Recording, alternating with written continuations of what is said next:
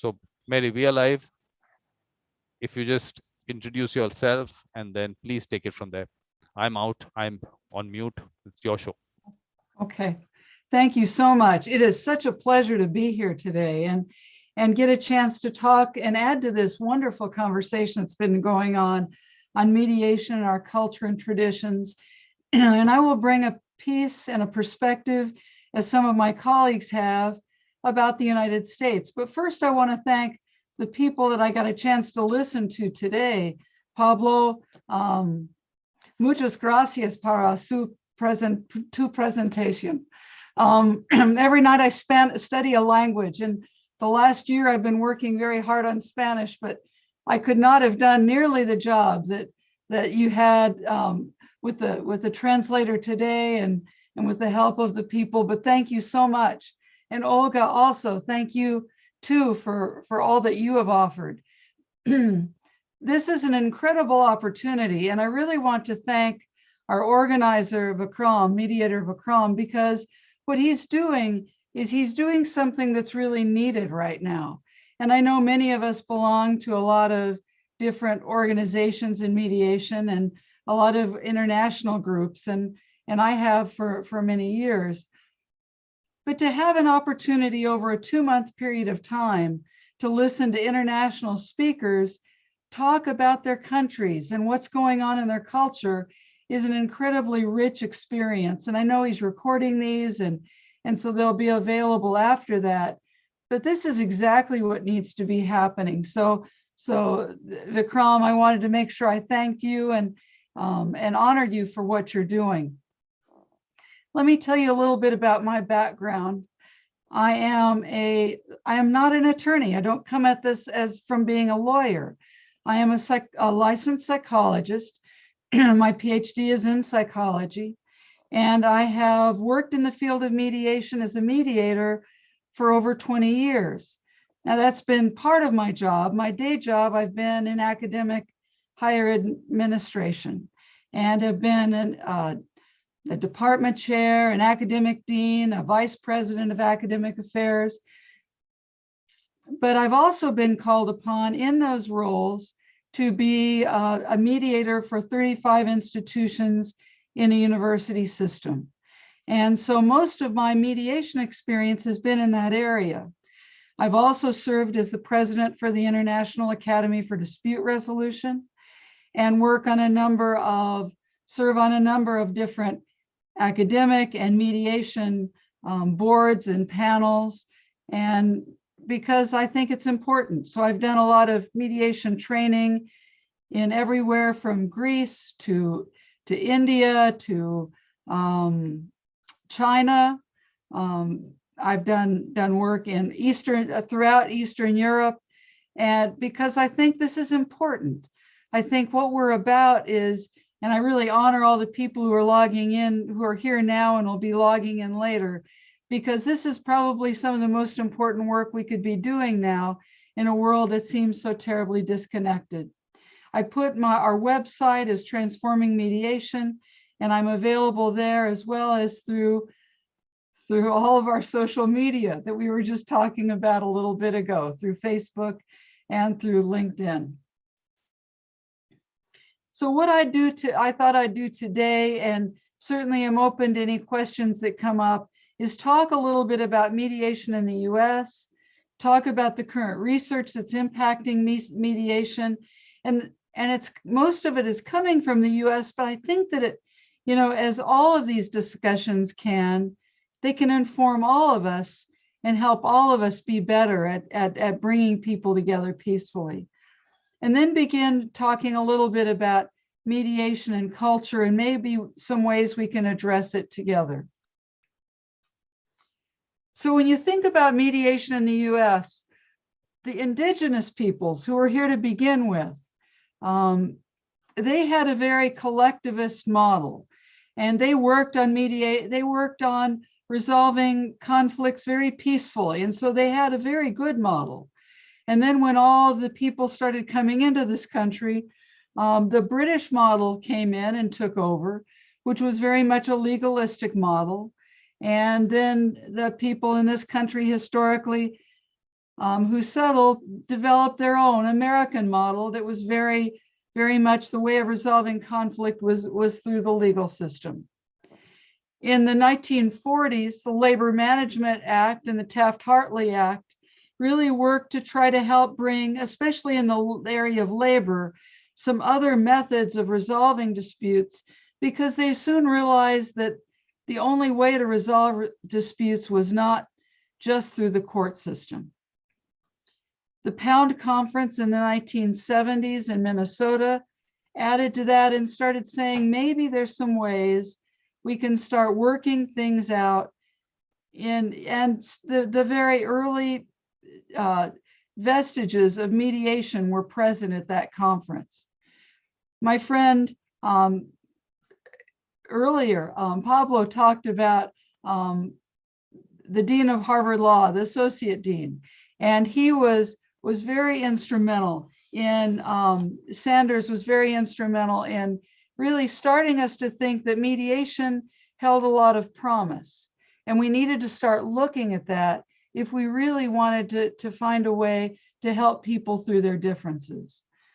The attorney Griffin Bell in the 1970s established community mediation centers.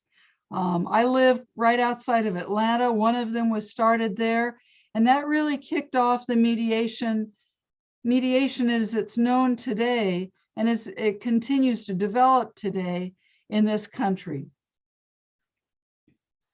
So the options we have at this point in time in mediation there are a number of them. Mediation is probably the most used and most popular, but I wanted to go over all of them as how conflict is resolved in this country.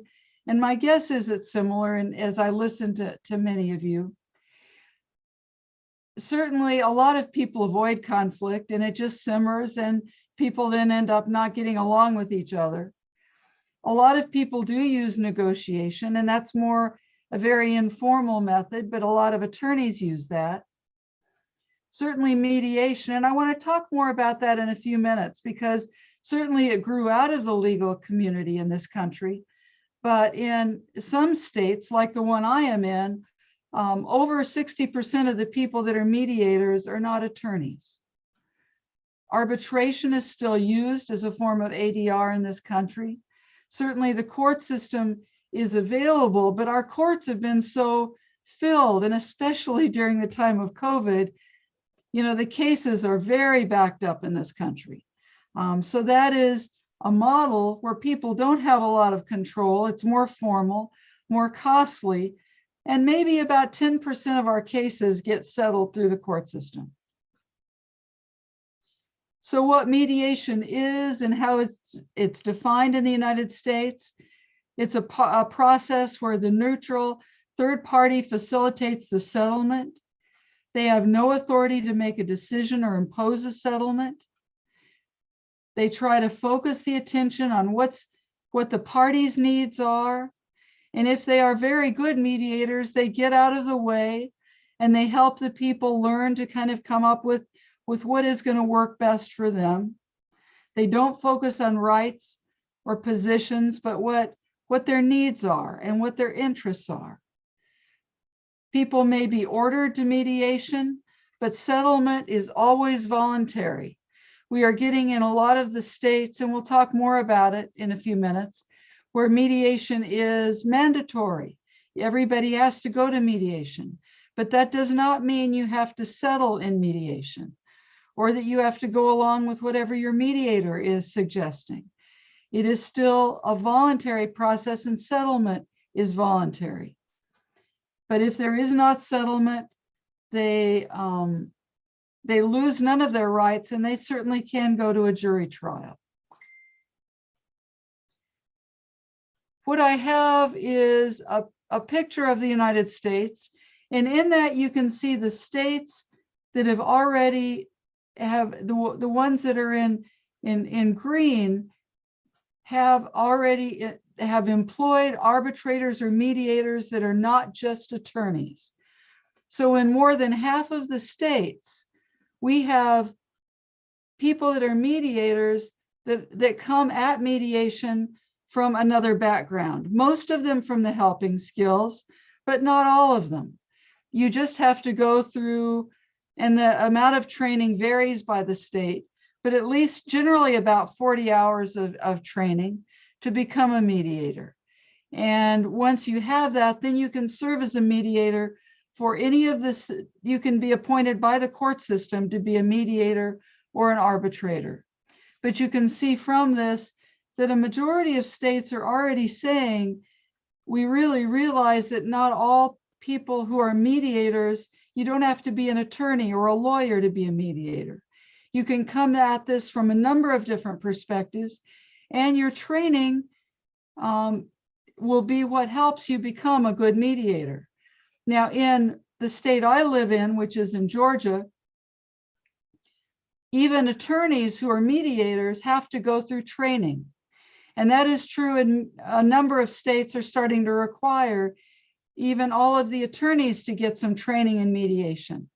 That it's not just being an attorney does not naturally just qualify you to be a mediator. And we have a number of different training centers around the country. Now, these are approved training centers, and you see one in Atlanta where I am located. And we go through what is, the ADR approved 40-hour training. And then every year we have to go through additional continuing education training. So we are up on the latest rules, the latest laws, any of the legal changes that might have affected any of the mediations we're involved in. This is not all the training that goes on in this country. When you talk about the culture of mediation, there are a lot of people who offer mediation training who, one, have never gone through any training themselves, but who find that it's a very lucrative thing to offer. And some of them offer it online, some of them offer it in person, but there is court-approved training. In Georgia, you have to go through court-approved training, which is certainly approved through our ADR center. But in some states, anyone offers training. And I know oftentimes I'm asked, actually by international colleagues, who should I go to? And I talk to them about making certain that they go through training with people who've been through training themselves. And if there's any kind of court-approved training, to make sure that they utilize that. So they're not just getting training from people who are trying to make money off of it. I know that would never happen in your countries, but sometimes in this country it has happened. And we want to make sure that the people who are doing training are doing the best training that's possible. From this, you can see that our court systems are really utilizing ADR and either requiring it or saying you can, we're suggesting it. The general authorizations is just when the court issues that, our courts are saying, we really encourage you to use mediation. Sometimes we are requiring it. And some people, at times we are using other kinds of ADR or other elements of it to ensure that people are looking at ways other than going to trial to solve their problems. So the impact that it's having, and I pulled this out of the U.S. Department Justice Archives just a few days ago, so I could have the most recent data for you. 80 to 92% of cases settle out of court. And part of that is because the court systems are so backed up, they don't want to have to wait a year or more to get their case heard. But it's also because people are saying, I don't want to have to sit with this conflict for a long period of time. I need a resolution sooner than what the court systems can give us. When ADR, when mediation is being used, 65% of our cases are settling versus 29% when ADR is not being used. So when people just try to use negotiation or attorneys conferencing, we're not getting the benefits that you do out of more formalized mediation. If individuals are voluntarily saying, we know the court isn't ordering it in my case, but we voluntarily are seeking out mediation to resolve our differences, 75% of cases are being resolved. If people go to litigation, it is very costly, as it is here in this country, as I know it is in all of your countries. Litigation or discovery expenses have saved over $15 million just in the last year for people using mediation. And it's saved over 1,967 months of people's time by being able to find an alternative way of resolving conflict, by not waiting to go to trial, by not waiting to have a judge decide it. So it not only solves the problem of time, but cost, and we can talk more about how people are more satisfied.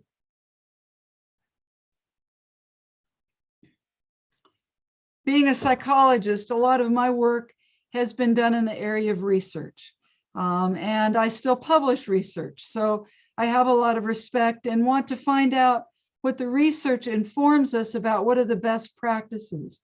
And I thought I would share that with you today, and I know that all of you have research in your countries. I work with other colleagues and serve on some research councils in Eastern Europe. So I know in different parts of the world, we are also trying to seek what is the best research to tell us what is really going to work best.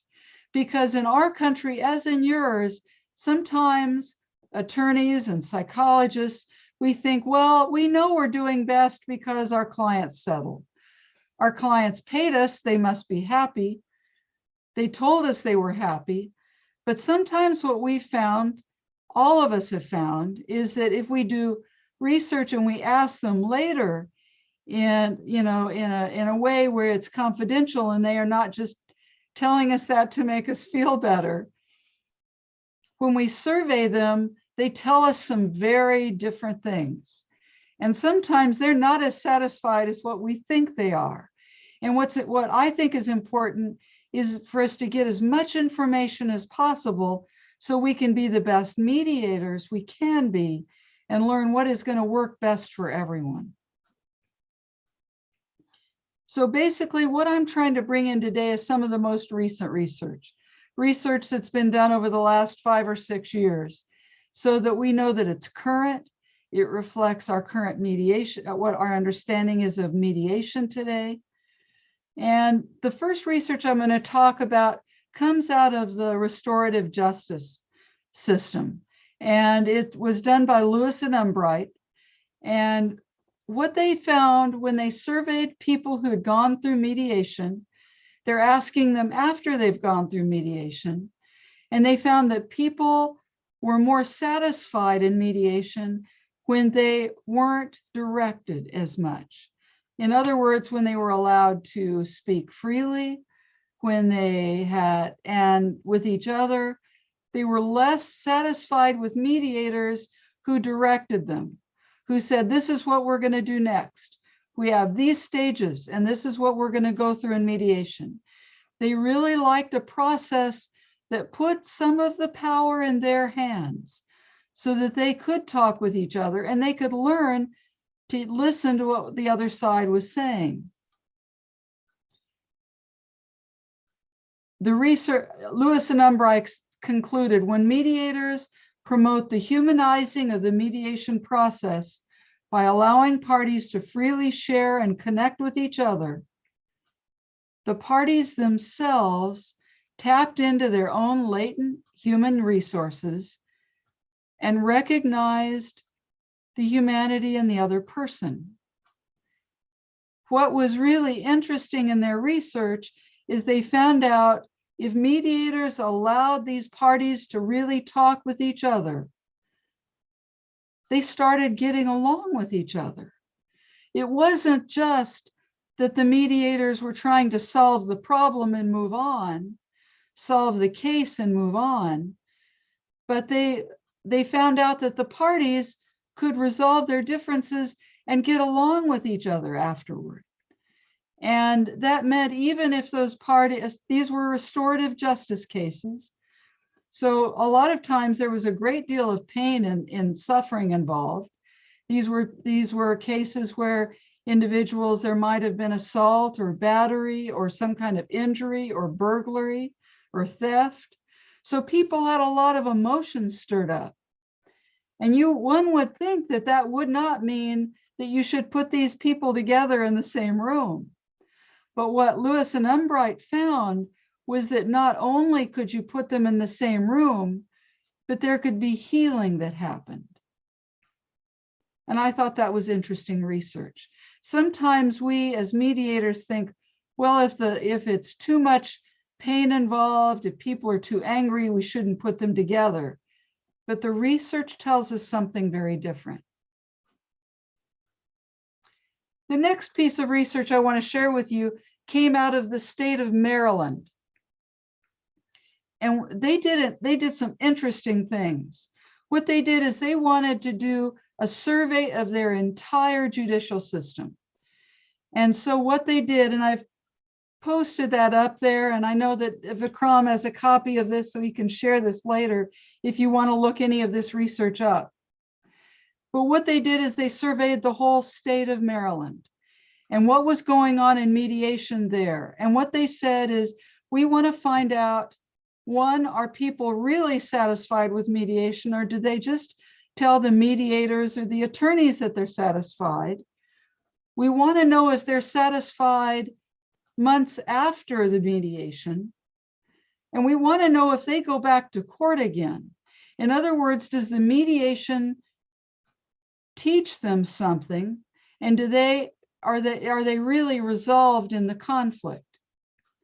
And what they found out wasn't what they expected, because all of the attorneys that were involved and were giving them feedback said, what we need to do is, what we're doing when we break them into caucus, they like that. What the people said is, we don't like being broken up. We want to stay in there and actually work with whoever we've been working with. So in other words, we liked it when the mediators kept the parties together so we could keep talking with each other. The people in mediation did not like shuttle diplomacy, which is what most mediators like to do. Well, I'll go talk with this side, then I'll go talk with that side, and then I'll talk with this side, then I'll talk with that side.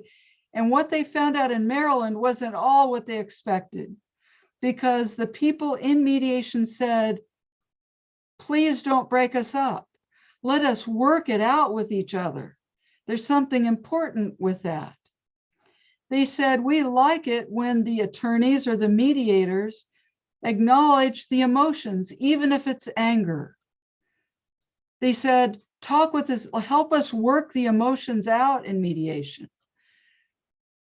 They said, we don't want you to help us come up with solutions. We want to help come up with solutions ourselves. Don't tell us what we're doing. Allow us to come up with it. They rejected more of the evaluative components. They wanted to be able to work it out themselves. And they were more satisfied with mediation. They were less likely to go back into mediation. And they were less likely to go back into the court system if they had mediation that had those characteristics, where they got listened to, they were non-directive, where they had a chance to work out their feelings, and when they sat down and could work it out with the other person. What was interesting in this research is it involved all kinds of mediation. It wasn't just restorative justice. It wasn't just child custody. It wasn't domestic. It involved any kind of mediation that went on, which could have involved corporations. It could have involved any of the mediations that were done in the criminal arena. It involved any of them. It said mediations that allowed people to work things out. And when the mediators could work with them on that, they were more satisfied. They were less likely to be in conflict in the future. and they were less likely to engage in the legal system again. It was really interesting because this research reverberated throughout the United States. So much so that a year later, the American Bar Association said, this must be an anomaly. They must have done something wrong when they researched things in Maryland. So what we're going to do is we're going to do a study of the whole United States. In every state that we can, we're going to survey what's going on in mediation, because we want to know what's happening. Are people really satisfied, and what kind of mediation works best? We want to understand what people really like in mediation, and really start getting a handle on what mediators need to be doing to be successful. And it's not just getting a settlement. All of you know people who sit back and say, I have 100% or 95% resolution of all of my cases. And I've done hundreds of mediations. And I only consider it satisfied if, when the people have had a chance to work things out themselves, later say, now we're getting along. We've really done something. I don't want them to just say, I'm a wonderful mediator, although it's nice when they say that. What I'm really interested in is I want people to learn how to work through their problems. I don't want to have to see them in mediation again. I want them to be able to take that and work out other problems. They shouldn't have to go to the court system or go to mediators every time they have a problem.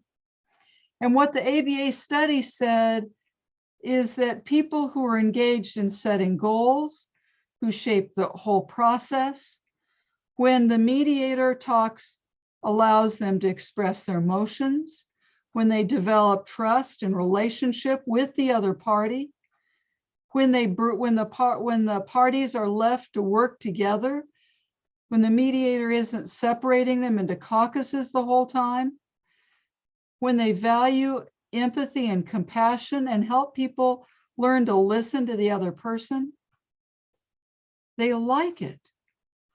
They like it, and they like the mediator. They like the process. They're less likely to be in conflict with that person again. And moreover, they're less likely to get in the court system again. ABA found out exactly the same thing that the Maryland research did. But that doesn't mean that everybody's listening to the research. because the latest research that came out in June of this year, and I'd really encourage you to go to this article because it summarizes some of what I've talked about, but there's other research in there where they've looked at research across all mediation types. This mediation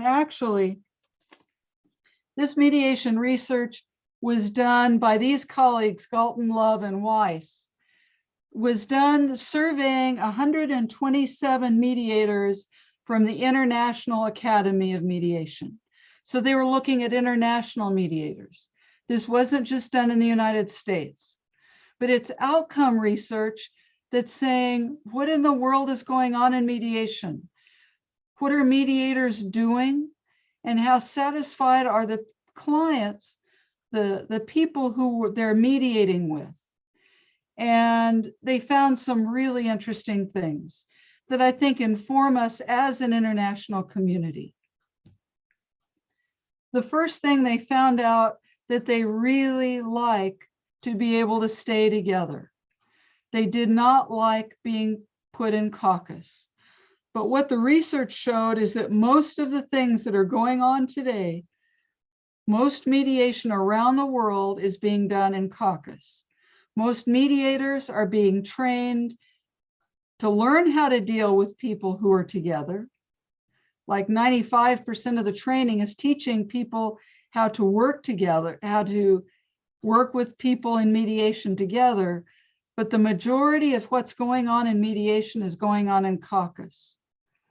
And people who go into that kind of mediation are not satisfied with it. They end up not building the kind of bridges they could. I put some summary of the research on the side, but I really encourage you to look at it. They found that when they never caucus, people start understanding and listening to each other. They work together. They learn to get along together. And what's interesting is that they learn to work together, not just in mediation, but beyond that. Now, I have to admit something. As a psychologist, as I'm watching all of these research studies come down, I really like it. Because as a psychologist, the kind of research, the kind of mediation I always did was always focused on that relationship. So it kind of validated what I saw. But I was certainly interested because if what I was doing wasn't working, I was willing to change. If people use a caucus occasionally, and there have been times I've used a caucus, it does help understanding and problem solving and agreement. So using it occasionally or using it a caucus never was something that that clients were comfortable with. And certainly following the parties and the more transformative approach, that fell in line with the other two. But what they found that most mediators in the world today are doing was using caucus predominantly. No joint session, basically brokering between the parties. The attorneys were trying to get a deal done. And a lot of the new attorneys that were doing mediators, they found in the study, were being pushed by their law firms to utilize this caucus model, this shuttle diplomacy. And they said, it'll go faster. You can get an agreement faster. We just want you to get a settlement. What Galton, Levin, Weiss said was, I think, was something was a lot deeper. They said, this reflects our culture and our society, not just the culture in the US, because this research was done internationally, but it reflects our entire culture. Because what they were saying was that in our culture today, people don't talk with each other. The trajectory of mediation today is reflecting exactly the fact that people don't connect. They may talk through Facebook, but even when they do that, how much do they actually get online and look at each other and talk with each other?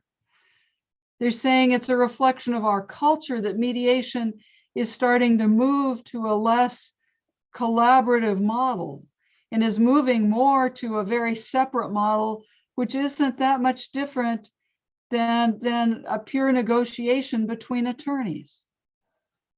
And they're saying there's something very lost in that, the people who focus on mediation and who started mediation are saying we've lost something. It's not even really mediation if you don't ever let the parties get together, if you don't help them learn how to work together. And they make a case that even when you're dealing with corporations or issues that may seem to be something where people don't really need to ever learn to talk to each other, there's something very important gained by people learning to relate to each other and communicate with each other. So what I'm going to talk about last is just some ways we may be able to address it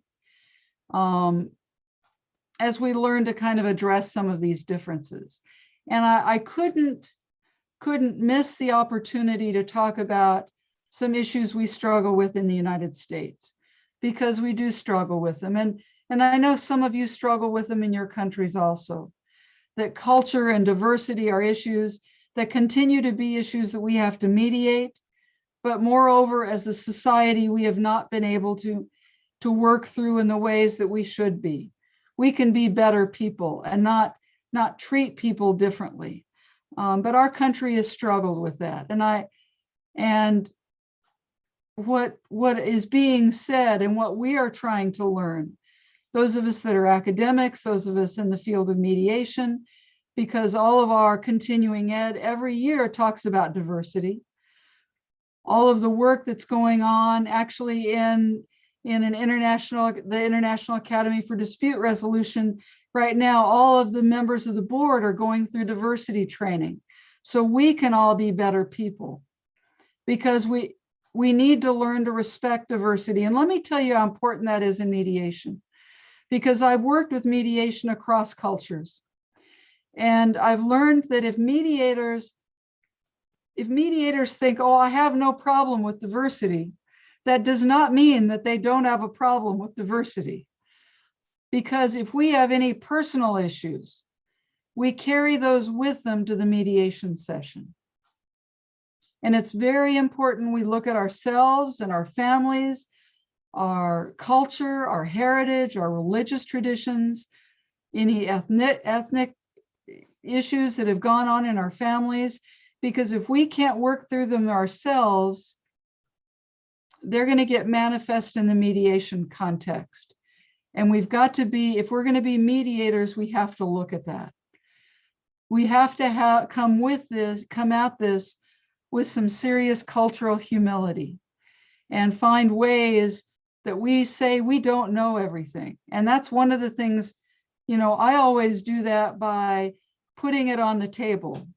Whenever I'm mediating individuals from cultures that are different than mine, or I'm dealing with races that are different than mine, I always mention it when I start and say, I notice that here I am, this white person from whatever background is different than theirs. And I say, I want to talk about that and ask how that is for both of you, what it is for both sides, how we can work through that. Let's talk about it so that's not a part of this mediation. And then we can really work about what's most important.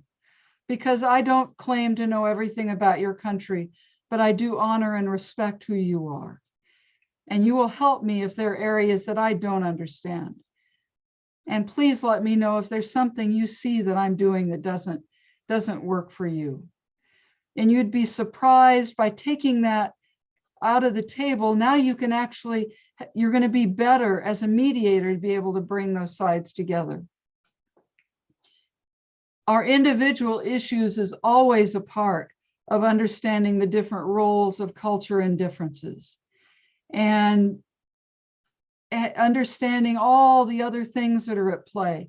Because whenever you bring sides together, you've got all of those things that are at the table. And depending on if it's just the other side or other people that they've gotten involved, whatever the political pieces are that might be involved, all of those need to be honored and respected. And just learning what those might be, and it can be communication style, it can be eye contact, it can be the way emotions are expressed. I know in some even parts of this country, people are very open with their conflict, and some people are very closed. And that's true around the world too. The way people express anger and strong emotions varies, and we just need to be understanding and respectful because that influences mediation. It certainly does in this country, and I know it does in other places. There are a lot of stages we have in understanding diversity, and I'm not going to go into all the research in this area. I put on the slide some of the different stages that people can go through when they are working through understanding other cultures, just so that you can see what some of the other stages might look like. But for us as mediators, it's important we look at these so that we're aware of where we might be. And most of us haven't got to the highest stage. But if we are open and we are honest and we are humble and look at ourselves, we can learn to find ways to accept and honor where other people come from. I always think it's important that the first stage is for people say, I don't ever see any differences. Everybody's the same. Most people think the first stage is, oh, I think I'm better than you are, but that's not the first stage. The first stage, whenever I have people say, well, I don't see any differences, everybody's the same to me, I know that they have some more lessons to learn, just like I do. We're still learning, but not seeing difference is the first stage. And then we start learning how it's important to see it and honor it, and then be able to talk about it and accept it. If we develop a worldview, and that's what I think is so interesting about this series, because when I listen to what other colleagues have said, Pablo, when I listen to you, when I listen to Olga, when I listen to other people who've been a part of this, and when I talk to all of my international colleagues that I work with every week, I'm aware we can come together and understand that we can understand each other through the complex differences we have through our different cultures. We can take what mediation gives us at its very best, which was a set of assumptions that people can work out their differences peacefully. And we can use that. We can use that. We can understand where different people come from. And then we can begin working things out and working together. But we need to know that from the current research, the context of our world today is that most people don't want to talk with each other. Most people would rather hire an attorney to be a go-between, and they never have to deal with that person again. Most people would like to go to a mediator and have them be the go-between. And some people just don't talk with other people at all. Kenneth Cloke, who has been a mentor of mine, as I know he has been of many of yours, and he was kind enough to write the foreword into the second edition of my book, The Mind of a Peacemaker, said that every conflict contains at its core a spiritual crossroads leading beyond impasse and resolution toward learning, forgiveness, reconciliation, and transcendence.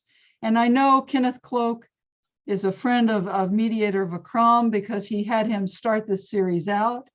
He's been a speaker many times in Vikram's in the work that he does.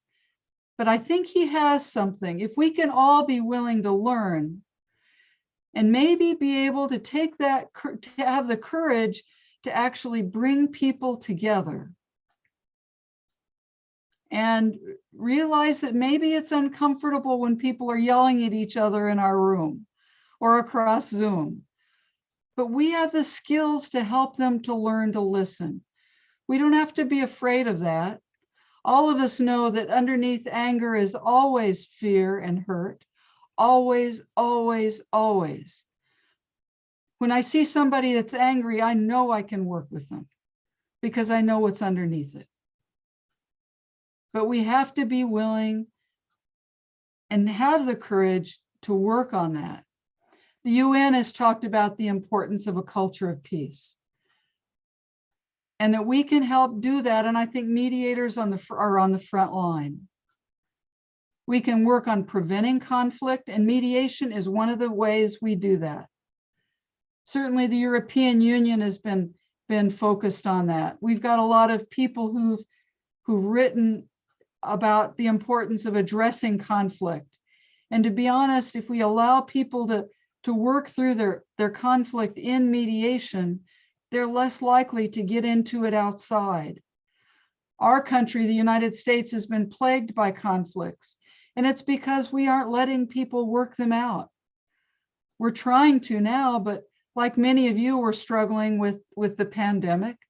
And so lots of people aren't able to get together. But there are a lot of people writing about ways that we can prevent conflict. And then we can move toward promoting peace.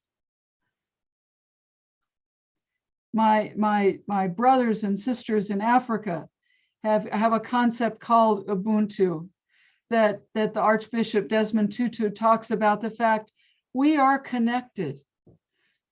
I am only because you are. And if we don't work together, we are missing something and we will never work this out. We're on a planet that is plagued by conflict and with people who don't necessarily want to talk with each other. And if we can, even at a microcosm level, even in our small offices, in our different cities and countries, if we can help people work together, that is a small part of helping to change our community. Because what the research is showing is that people leave our offices and they are less likely to be in conflict with other people. Mediation is the key to this. And I'm going to open it up to questions, but once again, I want to thank Vikram for starting a process. And all of us are a part of many webinars where we get to connect. But this is the first one I've seen that takes a 2-month period of time and says, we need to learn from each other. We have something to offer each other. If we just can get on and do that. And I know your schedules are busy, mine are too. I've been able to come in and out and sometimes go back and try to listen to things because it's busy. But the more we can come together, I just think we have an opportunity. And mediators, all of us have the key. Let me go ahead, if I can, and open it up for questions. Thank you all so much for the opportunity. I'm going to stop sharing my screen. Thank you, Mary. Excellent presentation. And obviously, we're going to take you further into the questions and everything. But before that, that one question that I had to ask you, which I should have asked you in the beginning, how are you? Thank you so much. You know, I'm doing very well. My husband and I, and you can see him on there, he's across the office from me. We have been staying in. All of our work is on Zoom. We are addicts to Zoom at this point because that's how we connect with friends and do mediation and do all of our academic work, which we both do. But thank you so much. How are you doing, my friend? I'm doing well, and obviously you can see getting people together and wonderful people together. It's such a nice thing. So I have to do well. You have nothing else to do. But the first question I will take you through is the fact that your indigenous communities, you touched on it. Is there more information that is available on how they went about the process or what they had going for them? Well, what they would do is whenever there was a problem in, and this is historic. So this is like, 250 years ago, they would, and that is not practiced today because everybody's gotten integrated into this legalistic system. But they would bring everybody together. If one person had a problem with another person, that was the whole tribe's problem. It wasn't just one person's problem. It was everyone's problem. And so the whole group had to help them work it out. And if one person continued to be a problem, the whole group worked with that one person until they learned to get along with other people. And I think some of our collectivist cultures and societies are better at that. They don't separate people. They say, if it's one person's problem, it's everybody's problem. And so they were able to work things out. But, fortunately or not, the English system came in and they gave us a judicial process and they said, oh, we can do that so much better. And then it went to the court system and we're still trying to get over that in this country. No, this is one aspect, like I've been saying, that this is something that we'll do at the end on the last day of the symposium, where we'll talk about how colonization has affected the whole process of mediation within societies and communities. But I don't know whether you saw, today we had someone from Romania, Christian. You must watch his Okay, session. I will do that. A very interesting work he's done, research work in Crete, and how those communities there are actually resolving disputes, and how, like you said, the whole community is involved and taking everyone with it, and everyone has to be all right with the whole whatever solution comes out of it. So I mean, very interesting what he's done. But Mary, can you talk a little bit about the whole ombuds program in the US, because that part of it is not too much that is happening on that in other parts, at least not in India. So can you just touch on that? Sure. There will certain organizations, and actually many higher education groups, will hire an attorney to serve as an ombudsperson who does more work. It's more like conciliation in other countries, I think, but they will be like a legal advisor and try to work out things through sort of some negotiation, but they will be hired as a way to try to avoid having to go through a legal system and have an internal legal counsel that it advises individuals. And that works some.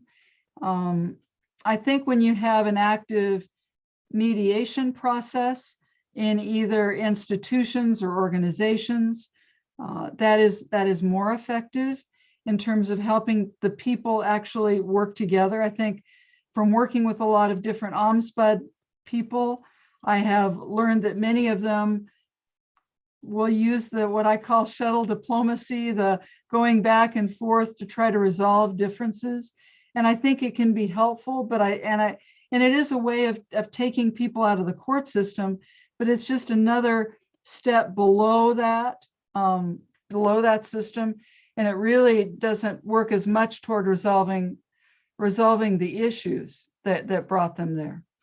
With little clarification, why I wanted this is because we've picked up, we have an ombudsman for public utilities, but the problem is it is mediation to a point, and if they cannot settle, then it is an arbitration. The person, they passes an order. So that I want to, I mean, people should know that is really not what ombudsmen were known for, but we've taken it in that direction. So that, but you also want to talk a little bit about the Pound Conference, because you've touched on it. So if you just expand a little bit on that. Which conference? The Pound Conference, and how it worked and what all was discussed and things like that.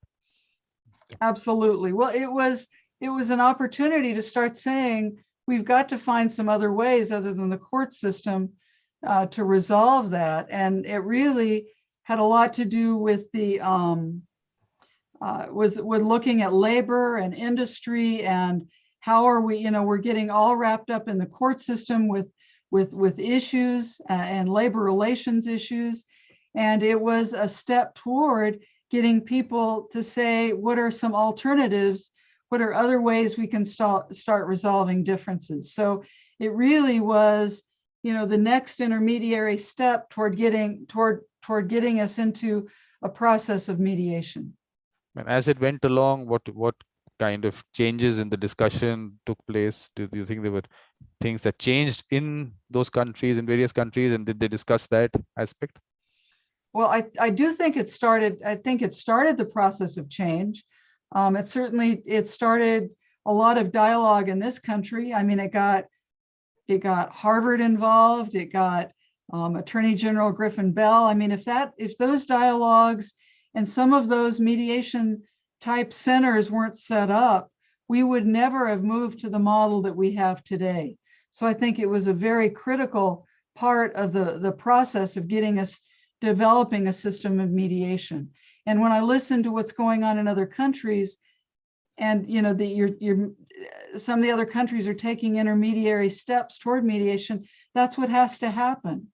Oftentimes it's not embraced entirely to begin with. I know my husband and I have done training with different bar associations in different countries, and we tell them, you have to start small. You start by setting up some centers, and then you go ahead and can get, can develop a more, bring your model in so that the court system is also supporting it. But do you think maybe we need to do some kind of mediation between Kenneth and you, and get you into the same room? Is there something that we need to do in that? We can always help. There's lots of us here. We can definitely try. because I always liked both of you sitting together. I've seen you in webinars and sitting together. It was always a We nice thing. have. Would you like to have him come over? Definitely, I mean, much better. I mean, looks, I mean, Okay. this is like, Okay.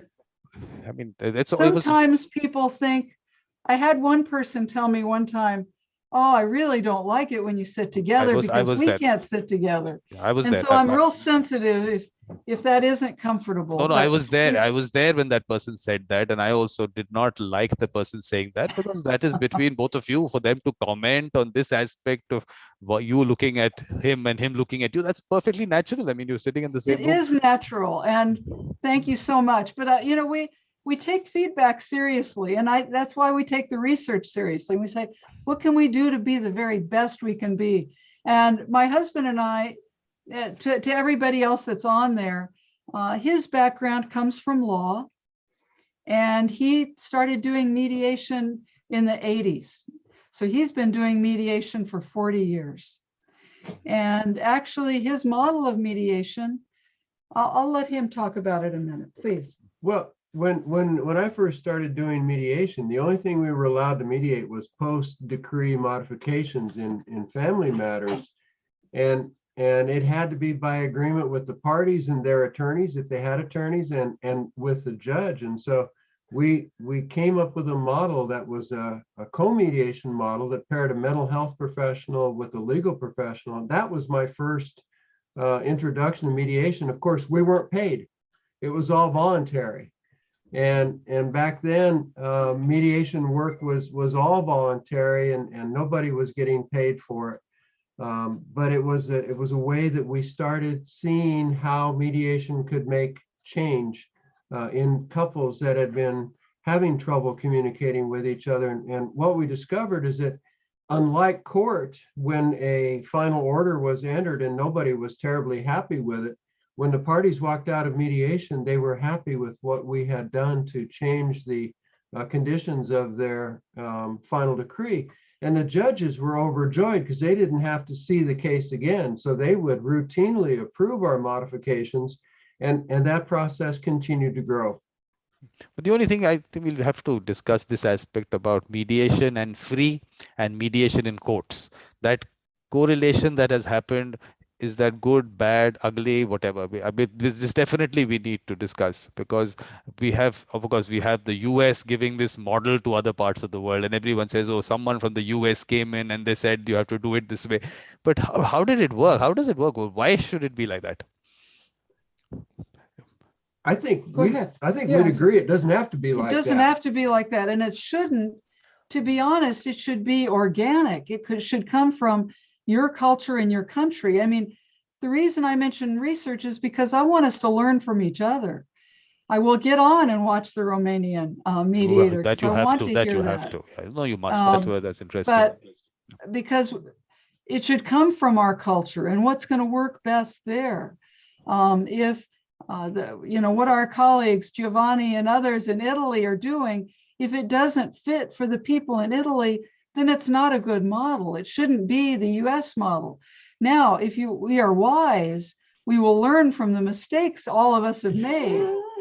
So if something like the Ombudsman's model doesn't work here, which it doesn't, then don't do it somewhere else, unless it's something you all really believe in. So find something that's going to work for you. And if it works well there, then tell us about it so we can start doing it also. And another thing, Vikram, you mentioned some of our indigenous cultures and what has happened. There are pockets of indigenous cultures in the United States. For example, the Navajo people and their reservation in the Southwest, they have pretty much discarded the justice system as it was presented to them by the British, and they've gone back to their peacekeeping methods that they traditionally used. And so have the Hawaiian people when they've come back to Ho'onopono and kind of discarded some of the British or Anglo ideas of justice. So we have pockets of groups in this country that have gone back to their indigenous ways of resolving disputes, and they are much more satisfied with those methods than they are the court-imposed methods. So there is so much we can learn from each other.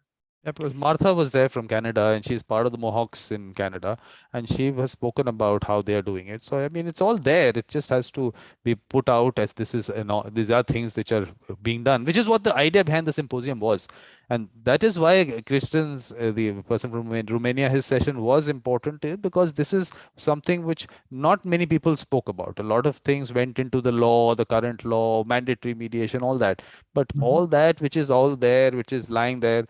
Obviously Olga is from Greece, but how much of how much of what is happening in Crete is actually being used in other parts of Greece, and why is it not being used? So a lot of those questions we definitely would need to answer. But what you need to tell me is mediation, 40 years in the US, we keep talking about it. Why 100 million cases filed every year in the US?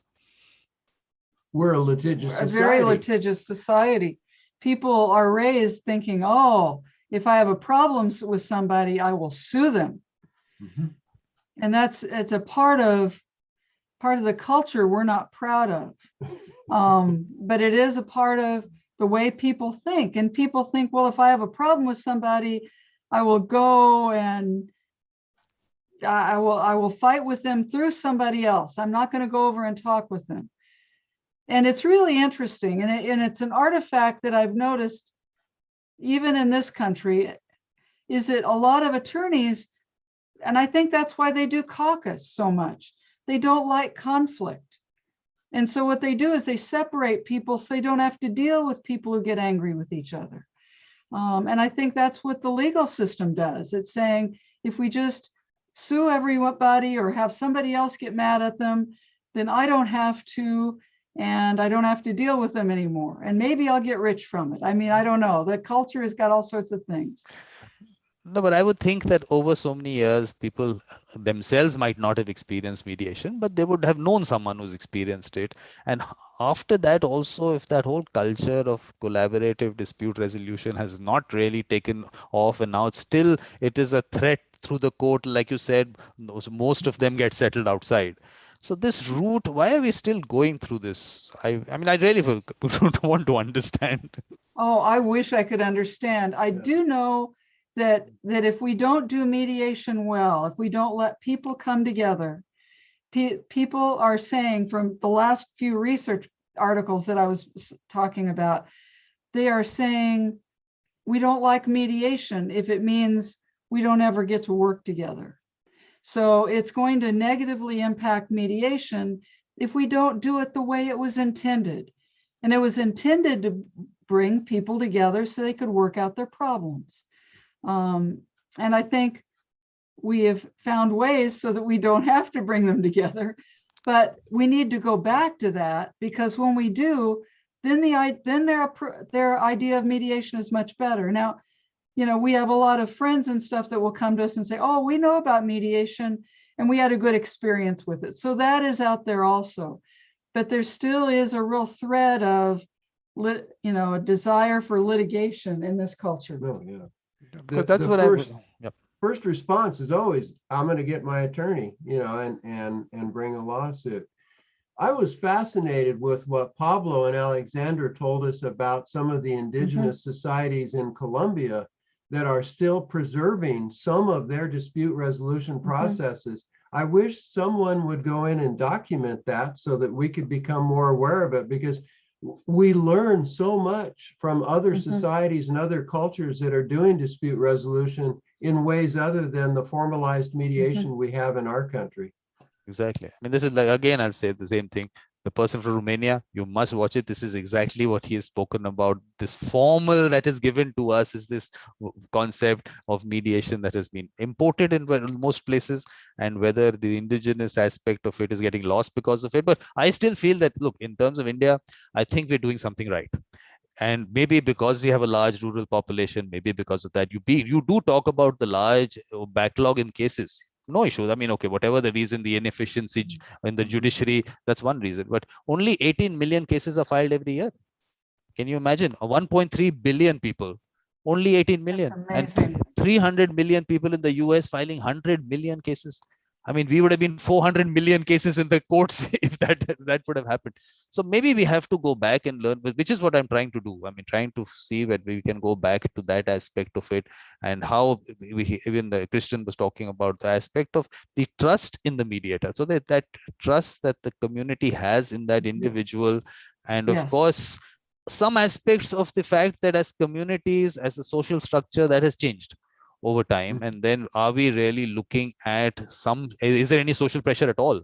And if there is no social pressure at all, then obviously you will find someone else to go to and not do it internally. So maybe there's a lot of factors I think we would need to get into. But tell me, if we do talk about lawyers and going to court and suing, but is it because your fee structure is such that the lawyer can benefit from what comes out of it and not charge a fee upfront? Is it like that? That's part of it. That's part of it. Yes. The other part is look at the number of lawyers per capita that we have in the United States. We have lots of lawyers. We have the highest number of lawyers per capita of any country, and they all have to work, Vikram.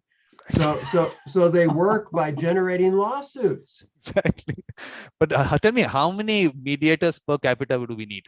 This is always a question I keep asking. How many do we need? Not enough. Not Exactly. enough. I want to mention one other thing, and that is in terms of the cross-cultural piece. One of the things Ken and I are real sensitive to when we go in and do training, and I know Ken Cloke believes in this very much, is that when you do training, you're not just training people to help go in and solve someone's problem. You give them skills that work within their culture. Mm-hmm. You help them to learn how to listen, how to deal with emotions. You're giving them good helping skills that could be used across any culture, whether you're dealing in whatever way, so that we're not just imposing, well, this is how we do it in the United States, because that doesn't work everywhere. And to be honest, the kind of mediation, when I started doing mediation, and he had been doing mediation, and he came home, I went out on my first mediation, and I was dealing with administrators because, a lot of times top administrators think they know each other, know everything, and they fuss with everybody. Anyway, so I had been brought in to do that. And I came home and he said, well, did you solve their problem? And I said, that's not what I went in to do. And he said, what did you do today?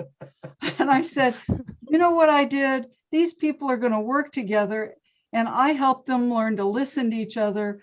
And now they can work together. He said, so that was mediation? I said, yeah, and it works really well, because now they're, I've even gotten an email from both of them saying, we're so excited, we're going to be fine. Thank you so much.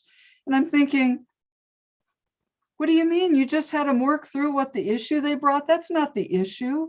They need to learn to listen. They need to learn to communicate. And those are skills that go across cultures. Yeah. But we can't be going in and saying, well, I've got the system from Poland needs to be used everywhere, or the system from the United States needs to be used everywhere. We need to look at the basics of what's in the middle, what is at the heart of mediation, and teach that and help people learn those things. Then they can utilize those in their country with whatever population they're working with. But the one thing that you would maybe not like, I'm very critical on the whole concept of training. I misunderstood on that. I will explain that aspect of it. The thing is that, again, it comes down to per capita, how many mediators do we need? We have 1.3 billion people. We need lots of mediators. So if we say that we have to go through these training programs, 40 hours, whatever you might call it, and if we are going to get those numbers, we're never going to get those numbers. Like you said, the trainer who's doing the training, where does that person come from? What is that person's background? Has that person been trained properly? So I don't want to go into a route where that whole process, because we haven't really, in terms of private mediation, nothing is happening here. So it's basically the court system and whatever, which anyway, I feel that we should not even talk about, because whatever, it hasn't really worked, according to me. It hasn't created that culture of mediation, which is what we need finally. So what I've been saying is that we have these people with that natural ability already doing it in our villages. They're already doing it. They're trusted by the communities. They must be doing something right. So let us take them first. Can we take them and help them make that a profession? So Yes, I let's think see if we can so. do that. Oh, Otherwise, that's perfect. yeah, so otherwise they talk about it. I mean, they spread it in their region area, whatever way they have to do it. And then that whole concept can take off, because as we've grown from rural to urban, definitely changes have happened. But these people still have roots right now. They still have roots in their villages. If we say people have moved into the larger cities, but they still have those roots there. They still are in touch with that. So maybe we have some different way of going about it. The training for me is, according to me, an issue, because maybe it might work in some areas, some parts of the world, in terms of culturally or whatever. It can come in here at a stage when we are ready for it in those numbers, and we have those trainers in those numbers, and the whole process of mediation is understood and practiced. Maybe at that stage. I mean, I think it's too early to talk about it, and it's being discussed. I would think even Africa. I mean, I would think Africa Mhm. also. Oh, absolutely, Africa. There is so much there. Absolutely. I think I agree with you. I totally agree. I mean, you are speaking my language. When I first started out as a mediator, I was not trained as a mediator. I was trained as a psychologist. And so I knew a lot about listening. I knew a lot about helping people work issues out, but I didn't have the formal training. I mean, I did go through training at Harvard and through some other things, but what I use is the people skills. And there are a lot of people out there who are religious leaders, who are helpers, who work as counselors, who work in a lot of different contexts, who are just good at helping bring people together. And they exactly need to be utilized. I think that I'm again going to say that person from Romania, you'll love his session, because this is exactly what he's also been talking about. That is all out there. Look, the main thing is the trust in the mediator. Finally, it's down to that. And if you have that trust, everything would work around it. So that Yes, is something which absolutely. is created in societies in a different way. You don't do it in, okay, now this person walks in and now suddenly he's the person you can develop that trust in that 1 second or 1 minute. So I think the way it's gone about, I think maybe we'll have to just maybe discuss that. But one clarification on one of your slides, I just wanted to know the figures there. Just give me 1 second. I just want to understand that figure. Okay. One second, just give me 1 second. I had that here.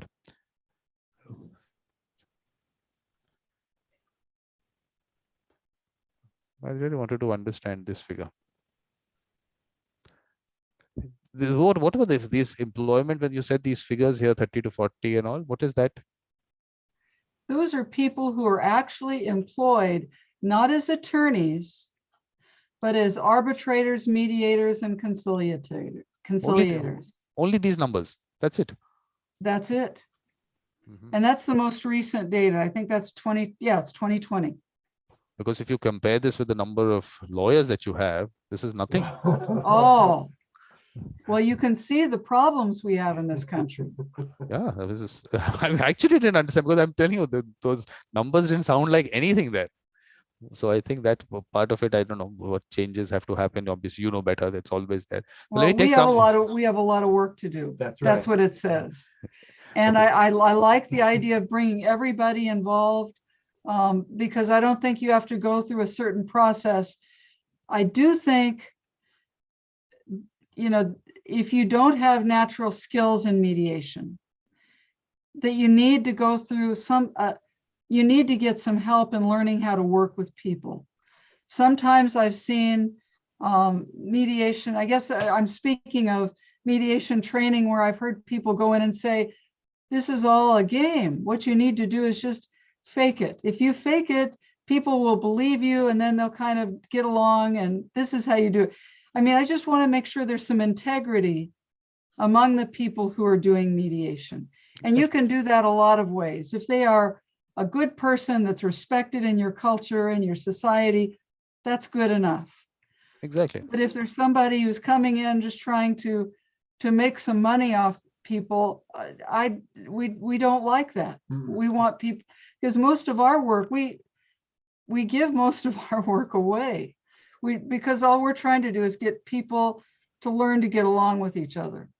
Because look, again, back to the whole training concept. Look, one is you want to train them to handle conflicts on their own, and that's one aspect of training, which is a totally different area. But the point is, in terms of churning out mediators, I'm saying using the word churning out because that's what's been happening. Now, are we just training the wrong people or churning out the wrong people because the assessment, the gauge of an individual to churn out that person is maybe so different from what is required outside? Is it that, are we not getting the right people into the profession?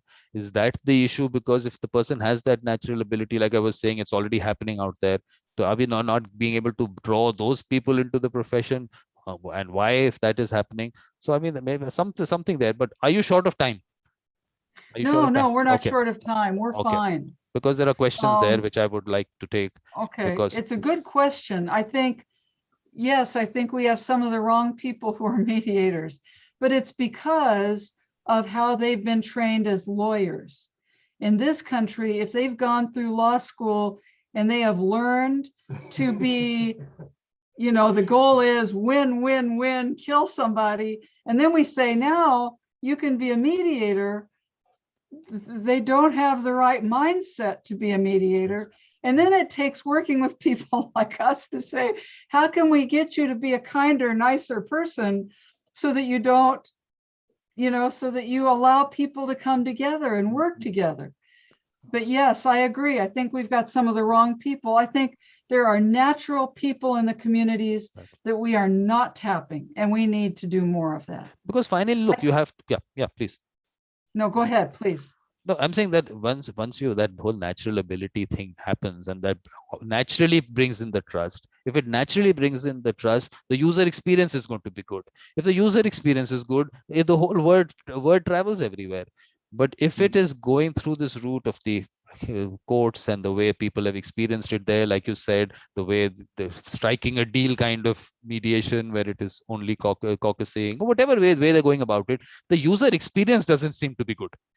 And if that user experience is good, how does the word spread as mediation on its own, not connected to the court system? Right. So somewhere That's there the we point. need to. That's the point of this article too. Yeah, they're saying that. Oh yeah, you're exactly right, Vikram. And I'm not sure how we can turn that around. We have to have mediation be viewed as something more positive than just a, put them in a room and have shuttle diplomacy. We've got to have mediation be a process that builds respect and trust and so forth. So I am just delighted that you have this series going, because it allows us to see what other parts of the world are doing and to learn. Yeah. No, look, the thing. Please stay connected with us. I'm the most accessible person in the world. Anyone, everywhere, all the time. So with connecting with me is the easiest thing to do. Oh, no. And I'm talking to all my colleagues all that of them are here and who are on other, but connect with us through Facebook and through LinkedIn and through all these ways, so we can, because that's how we learn as we work together. But you are on to exactly the right point. We do have a lot of the wrong people in mediation. And it's because in this country, notice in that one picture, it's because in almost half the states, people have to be an attorney to be a mediator. So I think, look, I also made about how I look at it is that we may be focusing on the wrong things, like you said about training. I have spoken about how spirituality plays a very important role for mediators and mediation. How are you even touching that aspect on the training? The energy that you bring into a room, how do you gauge it? How do you create that energy? Can you train that person into energy? Good intentions, can you train into good intentions? I mean, there are a lot of factors which are missed out. I think, I think we've been doing a lot with mindfulness and meditation and helping people, we've all got to be, and that's a part of the training with that I've done with diversity, is that we've got to be better people. We've got to look at ourselves and there are lots of things to do, but I do believe the spirituality and dealing with presence and who we are and how we bring that, and how we show compassion and respect for other people. Because I found that does make a difference. Because I found that really important. So I started a series called Mediators, Mediation, and Spirituality. So we did a few of those sessions. And of course, in the first one, it was basically the question was, what do you think is spirituality? So that was when people from all over the world talking about it. So interesting. They're up on the YouTube channel. You can have a look at those. But I felt that that was an important area which needs to be looked into, that it brings in. But the evolution of a mediator, that series of mine was basically putting out these people and their life story, because Ken Cloke, of course, started that series also. It was on the first one. I don't know whether you got the chance to watch it, but I think I missed that one. But okay, in my field as a psychologist, I publish in an area where I believe I always write about spirituality, because I think you can't be a good psychologist if you don't have a respect and an understanding of that, and know the importance of that. But the evolution of a mediator series is where these senior mediators take us through their life journey, and actually on a, I would say, write very personal details and what they've gone through as they've gone along, only because I want to put out that mediators are not churned out in 40-hour factories. They are what they are because they've gone through so much. The seed is there, and that tree grows as it goes along. So that series is there. Lots of episodes of it. I think Ken Cloke has come on 4 of them. He's been on 4 of those episodes, and the other people from all over the world. So you should watch that. And there's another series called In Conversation with a Beautiful Mind. That is only to put out people with the mediator mindset, because they're special people, and people should know they're special people, and to bring them out, talk to them, those conversations. So that's the way I'm going about it. I feel that mediators should be out there. People should know, because people don't, I mean, this word by itself might be alien, which is what I put in my theme also. There might be, the word might be alien, but the process they know.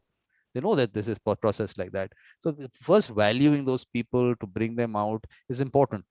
So that series has that aspect of it. But let me take now the question, because I think Pablo has one question, which he's of a little technical aspect, but he wants to know, is caucus in USA an exceptional and useful tool that we must use in mediation? Could you tell us a little bit more about how the mediator should use it?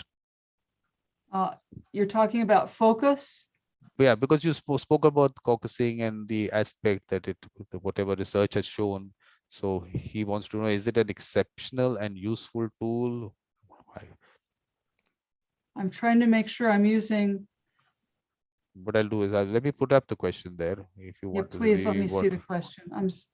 Thank you so much. I want to make sure I understand it.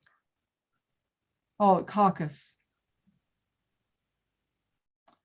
You know what? I can do mediation without caucus. I can use a caucus. A caucus is where the mediator works with one side individually and the other side individually, and then is supposed to bring them back together. And, you know, I want to be careful how I say this, because I have a lot of colleagues that really like caucus a lot. Caucus, it can be useful if you get to a point where you don't know what to do and people are totally stuck and you think there's something going on nobody's telling you. So it can be a useful tool, but it's only one tool. It's not the main tool. In this country, it's become the only tool people have. And because of that, it's gotten misused. I think most of the time, I would say 98% of the time, if you keep people together and you use your skills of learning how to work with people, you can do it without using a caucus. You can keep them together. My concern, in psychology, there's a current term called triangulation. And triangulation happens when you have one person who likes to talk about this person and talk about this person, and then they have secrets.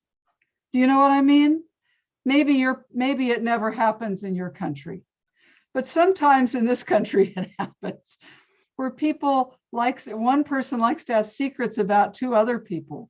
And sometimes the caucus puts the mediator in the role of, I'm a secret keeper now. I've got secrets about this person and secrets about this person, and I won't tell anybody else. And we'll see if we can work these secrets out in a way so that you can work together. And I would rather not be a keeper of secrets. I would rather let people learn how to work things out. And I think the caucus can put you in a role of, now you've got something you can't tell the other side, but this is what's keeping the mediation from working. And that's a very difficult position to be in. And so now you've got to figure out, how can I get them to tell that secret so that we can work through it? And it just makes your job a little harder.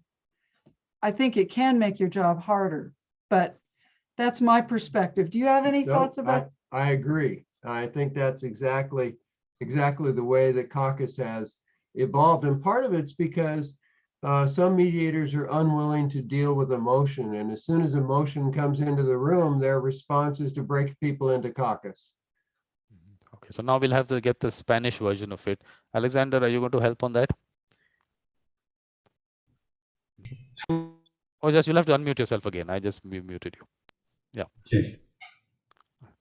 You need myself to translate something? Okay, you missed it out. Okay, then maybe later. Then we'll do that. I thought you heard this. I heard it. Okay, you can go back. No, I again muted you. No, it's okay. It's okay. We'll get back to you. Okay, okay. Maybe a little on the qualifications of a mediator required. We'll just get to that a little later. But one technical aspect which Reza has picked up is mediation in the space industry. Have you looked at that? In what industry, please? Space industry. We have not worked on, but I think that would be an interesting one. So there are discussions on that these days. I've heard there might be, but I have not gotten involved in any of those. Yeah, because even the space treaty, I think that has a specific clause there that they should discuss it within themselves. They haven't used the word mediation. Yeah, they haven't used the word mediation, but I think just the fact that they should, in whatever, come to a conclusion based on their discussions, something on that. The other thing is, okay. Do you want to get into the global politics part of it, mediation in other part in that? Do you want to get into that, or let's just leave that out? It's up to all of you. I know what you're talking about. It had to do with all the satellites that are being launched everywhere. Yeah, that part of it. That was where now when you said that, I thought, okay, where did I read that in? And I don't know if they used the word mediation, but it was kind of like that. They're encouraging countries to work together, but there still isn't a process for that. Yeah. But yeah, all the different satellites, and now there's thousands of satellites and all the problems. And as I've been told, I don't know. I don't read the news, so I don't know. But someone told me there is a space force that the US has created. So maybe we're not sure what that is. That's I don't even want to talk about the Space Force. That was the last administration. And I know we still have it, but I'm not sure what it does. And nobody else in this country knows either. So okay, I think we're still dealing with pieces of that. Okay. So now that you've looked at the clock once or twice, maybe I'll take this as the last question. As a mediator, how do you think US is going to help international community to solve this Taliban situation? Any comments? Oh my goodness. Look, Reza is from Iran, and he definitely has concern on definitely on the politics in that region for sure. We do, and we also are dealing with some colleagues in Afghanistan right now, and who moved to Pakistan to try to find a place that they can be. So, it's a very, very, so we are dealing with it, but on an individual basis, on individual people who've been trying, to help, and now have gotten caught up in something. I think there needs to be, and I know that we have some friends that are mediators that have been in Afghanistan a lot and are still trying to see what can be done. I don't know. I think all we can do is try to make sure that we can get people who individuals from the Taliban will listen to and work with. Unfortunately, I think the majority of people from the United States have not done not done well enough at building any bridges with that particular community. So we're not the answer.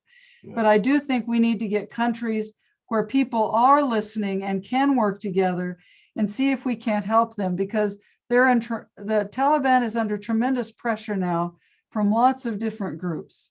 And that's going to determine their success and their future. And we just need to make sure that we can get some people in there to help them, to help, to get through the next few months and next few years, so that there can be some peaceful resolution. But one sad thing that comes out is that in almost 8 billion people on this planet, we can't identify that 1 or 2 people also who can in some way, who people trust, countries trust to help them resolve, which is what is happening. I think it reflects what's happening in communities. Because if communities cannot find that one person within themselves to help them resolve it, and people have to go into courts. So I think there is some fundamental issue with the way we have structured ourselves as we go on along. Maybe we'll have to just look at that. Do you want to touch into the qualifications and all required for mediators in the US? Do you want to just quickly just go through that and state-wise or something general? The states vary in terms of their qualifications. That's our dog scratching on our bed. So I thought it was Kenneth giving you some signal. I wanted to make sure because I knew you thought it would be him, and it's not him. I thought this was the signal that is sent out. I think as long as people, I like your idea, and I want to listen to our colleague from Romania to hear what is said there, because it sounds like they may have some answers that we could all benefit from. But I do think that, right now our states vary. The United States is not united at all as to what is a good mediator. There is no common standard. We do have some major mediation centers, and there are some standards, but by no means is everybody required to meet the same standards. The specific training we did for the court system did require us to have to show we had some skills at working with people and in mediation. And then every year we've got to go back in. But I think we still are developing what the best skills are.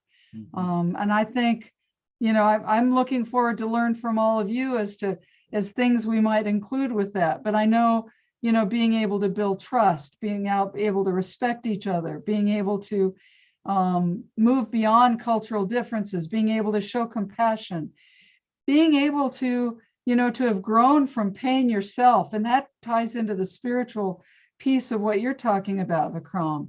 I think that's true for any of us who need to work with other people. I think the more we've been able to learn and grow and in ourselves and be humble in this process, I think that we have something then to offer.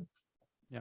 And you'll be pleased to know, Vikram, that the two of us went down to one of our law schools here in the state of Georgia, and we spent a week working with their 3L students, their third-year law students that are going to graduate this year on conflict resolution. So maybe there's becoming a recognition that there needs to be additional training in the law school curriculum if we're going to depend on lawyers to be the people who are doing the bulk of the mediation. So there's again the same thing. Again, I'll say the person from Romania actually was speaking about this aspect, that do we actually hear of this being part of curriculum anywhere? I mean, we've done a lot of training in law schools. So yes, it can be, but it isn't everywhere. But he's okay. Right. Yeah. Okay, but okay, this is last. Ken Cloke talks about the role of mediators, and he had those 10 points. I don't know whether do you have a look at that? He put out these 10 points of what should be the role of mediators and how mediators should be out there, maybe in whatever way, be part of, say, what the police does or whatever other administration does, and being available there. So are you people looking at that as individuals or as the mediator community? Are we looking at a larger role for mediators in society and social problem solving? Go ahead. Well, and you're right. Ken Cloke has a very, I think, grand view for the role of mediators. And it's his position that we have an obligation to take that skill set that we have and use it in the larger society. I agree, but is it happening on a societal level? No, it's happening more on an individual level than it is happening at a state or a societal level. And it's not an easy sell. There's not a lot of people who are buying that vision. They should. Yeah, but the way And I was looking at, yeah, then Mary, please. we teach it, we talk about it, Mhm. and we believe it, but it has not caught on universally in this country. Well, I'll tell you what, the reason I've been saying is that if the mediator is not getting work and he's struggling in terms of how much work he's getting, and if his stomach is not full, how do you expect a person to be out there in whatever way, looking at changes in society and everything when, like I Right. said, if you don't, okay, maybe like I said, maybe not the right people are there. So everyone who calls themselves mediator definitely should not be getting work also, but only because they've been calling themselves that. So the market will decide. Hiro Aragaki, who's a mediator in the US, he has a little one webinar he was talking about it. There's a little 1 minute, 2 minute clip which I show people also off on a private meetings where he's spoken about it. That look, anyone can call themselves a mediator, and that's perfect. And I like that because the point is that people will decide. They will have the trust. I mean, who is anyone else to even tell them who a mediator should be or what qualification they should have? It's a very individual thing. So I think maybe we're going to keep having conversations. So I have to end it. I'll end it here because I can see that it is getting long for you. For me, it doesn't get long. I've gone 4 hours without a break, so I'm okay. Thank you very All much, right. and really nice talking to both of you. And Thank you. Nice to meet all of you. Nice to meet all of Yeah, you. Thank you so much. Thank I'll you.